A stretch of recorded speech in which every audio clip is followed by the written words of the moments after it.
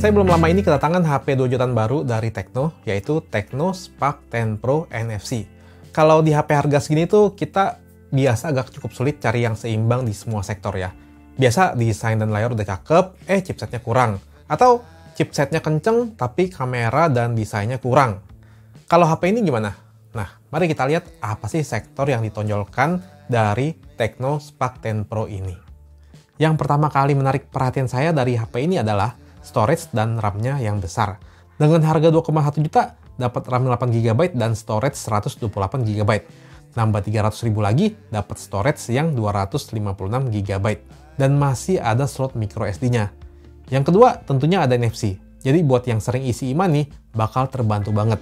Di harga segini, paling cuma ada beberapa tipe smartphone doang yang udah dikasih NFC. Menurut saya, HP entry level memang udah perlu dikasih NFC juga. Karena pengguna KRL dan Transjakarta itu kan banyak, dan udah pada butuh buat isi e-money. Harusnya sih banyak pengguna KRL yang pakai HP 2 jutaan ya, dan perlu fitur NFC ini. Oke, dua sektor itu udah bisa dibilang keunggulan HP ini. Lanjut kita lihat ada sektor yang dikorbanin atau enggak. HP ini ternyata punya desain bagian belakang yang menarik. Dari pertama pegang tuh, kok feels HP ini kerasa premium ya buat HP 2 jutaan. Pas saya cari tahu, ternyata dia pakai material kaca. Saya nggak nyangka, HP harga segini dikasih bahan kaca beneran. Finishing kacanya juga kayak edgy matte, halus tapi masih ada teksturnya. Dan pastinya nggak gampang kotor juga. Ini feelsnya bener-bener mirip kayak Vivo V27 lah. Untuk desain kameranya sih, sekilas memang mirip iPhone. Sebetulnya frame kameranya simple, tanpa housing, tapi dia dikasih aksen glossy mengkilap yang bentuknya kayak housing. Tapi ini bukan housing, seakan-akan jadi kayak mirip desain kameranya iPhone. Ya, tapi nggak apa-apa. Daripada beli HP HDC yang nggak jelas, mending beli ini. Bentuk desainnya flat. Di bagian belakang, samping, dan depan itu rata. Frame pastinya masih pakai plastik, dan ini wajar banget. Fingerprintnya gabung sama tombol power. Desain bagian depannya juga bikin HP ini menarik sih. 2 jutaan udah dikasih punch hole. Bezelnya memang nggak tipis, tapi untuk harganya ini masih lumayan banget loh. Bagian dagunya nggak setebal yang saya kira. Panelnya pakai IPS dengan resolusi Full HD Plus dan sudah 90Hz. Kualitas layarnya sendiri di mata saya lumayan banget sih. Viewing angle-nya lumayan luas, masih cukup nyaman di mata buat di kelasnya. Yang penting warnanya udah cukup kaya, udah mengcover warna yang luas di kelasnya. Maksudnya, kalau dulu kan HP harga segini sering dapat layar yang warnanya pucat tuh. Kalau HP ini udah enggak. Brightness ya standar. Mungkin di kondisi terik masih belum terlalu kuat ngelawan sinar matahari, tapi masih wajar lah. Buat nonton, layarnya udah bagus. Paling speakernya aja yang masih mono. Kualitas speakernya not bad ya, dan dia ada fitur DTS-nya juga. Oke, sekarang kita bahas performanya. HP ini pakai chipset Helio G88. Bisa dibilang termasuk bagus lah di kelasnya. Buat pemakaian harian, buat sosmed, chatting, dan sebagainya. Udah lumayan mendukung lah. HP 2 jutaan memang nggak usah berharap performa sacet-sacet banget. Yang penting udah lumayan. Buka aplikasi memang nggak cepet-cepet banget, tapi belum sampai laggy yang parah gitu. Dan meskipun layarnya memang udah 90Hz, cuma ya memang belum sesmooth itu ya. Ya lagi-lagi buat pengguna HP 2 juta mah, ini masih sangat bisa diterima. Ini sebetulnya udah mendingan sih, dibandingkan pas di awal saya coba HP-nya. Mungkin karena udah dapet beberapa kali software update, dan mungkin masih bisa diimprove lagi. Terus yang saya suka, di setting ada fitur Ultra Touch, yang bikin touchscreen-nya terasa lebih sensitif lagi. UI HP ini pakai iOS, terus yang penting udah dikasih Android versi baru, Android 13. Walaupun saya nggak tahu update-nya bakal dikasih berapa kali. Bagi yang pernah pakai HP Infinix, iOS ini pasti kerasa familiar, karena memang basis UI-nya sama. Ya cukup mudah untuk beradaptasi lah, fiturnya juga lumayan banyak. Ada virtual RAM juga, jadi bisa ekspansi RAM hingga 8GB. Terus ada game mode-nya juga.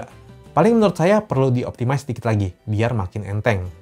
Buat main game sih, chipset Helio G88 udah bisa diandalkan buat HP 2 jutaan. Main game populer kayak Free Fire udah pasti enak.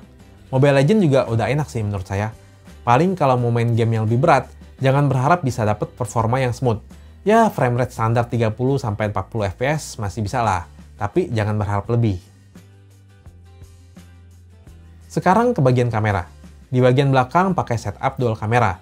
Ada kamera 50MP dan depth sensor. Terus ada kamera selfie 32MP. Kameranya oke juga, ternyata agak di atas ekspektasi saya. Di kondisi terang, detailnya masih terjaga, masih cukup tajam. Terus yang pasti dynamic range-nya lebar juga. Efek HDR-nya agresif, khas ISP dari MediaTek, tapi memang memanjakan mata. Sudah cukup bagus buat langsung di-post di sosmed.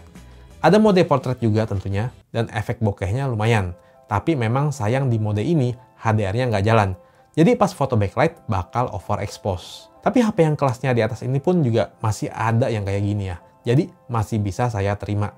Untuk foto low light memang detailnya jadi cukup soft, sesuai ekspektasi saya.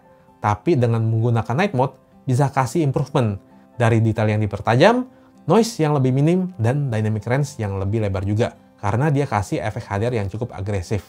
Intinya night mode ini sangat membantu. Kamera selfie-nya saya bilang bagus, dynamic range juga lebar, membantu pas foto di kondisi backlight. Dan ada mode portrait juga kayak di kamera belakang. Tapi memang di kondisi low light, ya jadinya standar aja. Untuk perekaman video yang saya nggak sangka itu bisa rekam hingga resolusi 2K 30 fps. Tapi sayangnya nggak ada pilihan 60 fps di resolusi manapun. Hasilnya bisa dibilang tajam, dan saya rasa HP-HP lain perlu sih dikasih pilihan 2K kayak HP ini. Paling dynamic range nggak terlalu lebar ya pas rekam di backlight. Sebetulnya dia ada mode HDR di videonya sih, biar dynamic range-nya lebar. Tapi saat ini tuh kalau nyalain HDR, frame rate-nya nggak mulus, masih agak patah-patah gitu. Mungkin perlu dikasih update lagi sama Tecno.